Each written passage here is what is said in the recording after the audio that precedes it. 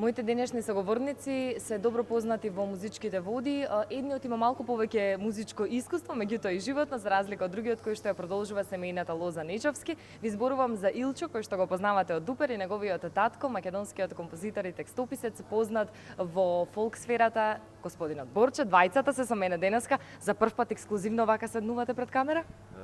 Мислам да. Двајцата на исто место. Како се чувствувате денеска? Па добро утро, да речеме, што сега почнавме, па јас се осеќам малку изморено. Јас сум супер. Да. Илчо, колку често знаеш вака да си седнеш да си пиеш кафе со татко ти, да излезете некаде, да прошетате? Па, во последно време многу ретко, факултет, еве и свириме нешто сега во последно време.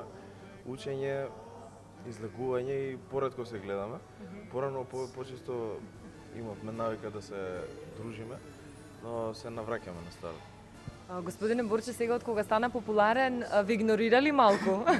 Да, таа му е основната моја забелешка.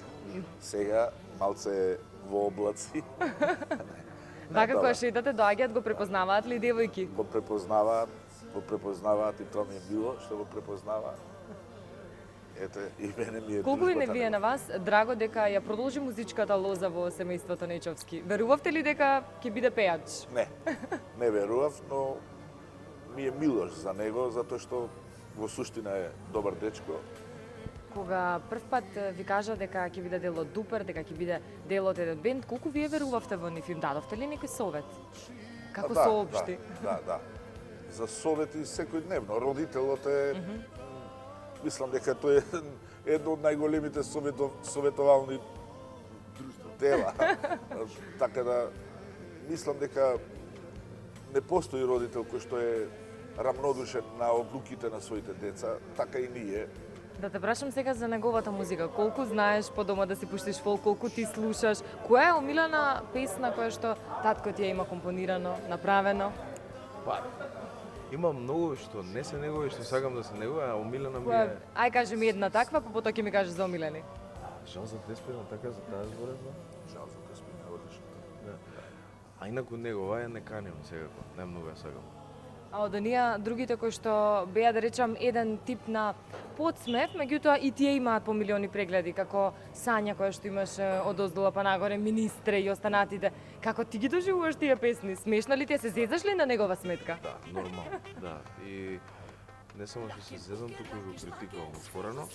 Што му кажуваш за тие хитови? Ја ќе ги наречам хитови, бидејќи милиони прегледи, не се шала. Не, јас го познавам него и знам причината за... Која е причината? Не знам да откриам. Господине Борче, вие ќе ми откриете ли за тие хитови? Која е причината за која што зборува Илчо? Не, ништо не е тајно во нашиот бизнис. Така да, ништо. Јас не се срамам од тие песни. Како се случија тие песни? Па тие песни се песни нарачка. Работа си е работа. Јас сум професионален текстописец и јас живеам само од тоа. Јас морам да испочитувам Желбата на желбата артистот. на мојот соработник артист и бидејќи сите тие ми се долгогодишни артисти, тие во тоа време одлучиле да работат и да издадат таква песна.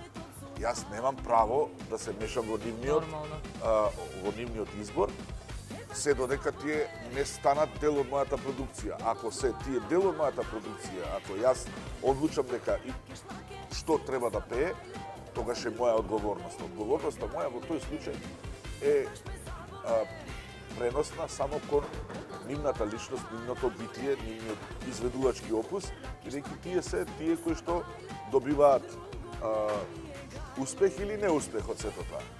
Затоа да не излезе премногу зборување, премногу правдање, не, за да ни биде на сите јасно, јас тоа би го направил пак.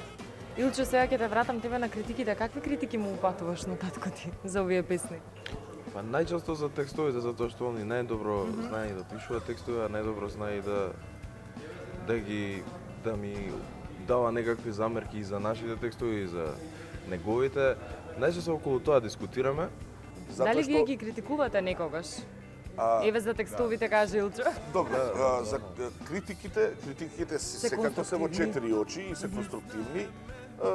нормално најмногу не од аспект на уметничкиот пристап, него најмногу од граматичкиот пристап. Само тоа. Што најмногу ви пречи? Ништо, мене ми Оние пречеше, сленгови? ние сме два. Тоа мене ми пречеше. Што Како вие би го направиле тоа? а, Поинаку. Добро, сигурно. Да, тоа е процес на работа, не никако не смееме да се мешаме во уметничкиот пристап на децата, на било кого. Тие се веќе не се ни деца, тие веќе се возрастни. одговорни, возрастни, тие излегува на сцена. Илчо кажа дека негова омилена му е "Не кани ме", знае да си ја пушти, да ја слушне. Која е ваша омилена од Дупер? Ако сте Па- ги критикувале за ние сме два. Ете ќе кажам, можеби за мене, ете првата е баш онака супер хитче, кое што успеа и многу ќе им остане. Тоа ќе остане за Тоа век. ќе одбележи Да, кариерата. ќе одбележи нивната кариера, прво па машко, така да, окей, и другите ми се допаѓаат, но секако сега, песната треба време. На песната најголемиот адут и е времето. Времето. Ако е добра, таа ќе остане во времето. Ако не е добра, времето ќе тргне. Така да, Илчо, колку кога подготвувате песни, да речеме, пушташ некој демо на Борче? Се консултирате, што вели тој? Да, обавезно. ја имам таа привилегија јас да ги слушам прв песните, што во секој случај мене ми е мило што имаат доверба. Тоа значи дека децата имаат доверба во мене. И јас нема да ја изневерам таа доверба, секогаш ние ги кажуваме работите и лоши и добри во очи. И затоа мислам дека таа доверба ќе трае. Тоа е основата на довербата, значи вистина, искреноста, да. Илчо, дали некогаш размислуваш или би сакал да отпееш текстот твој татко или некоја негова композиција која што ќе биде прилагодена за Дупер? Така, па за Дупер не знам, можеби за некој друг проект, а инаку зошто да не, да. Имам еден од најдобрите текстописци во Македонија дома, така што би го искористил тоа.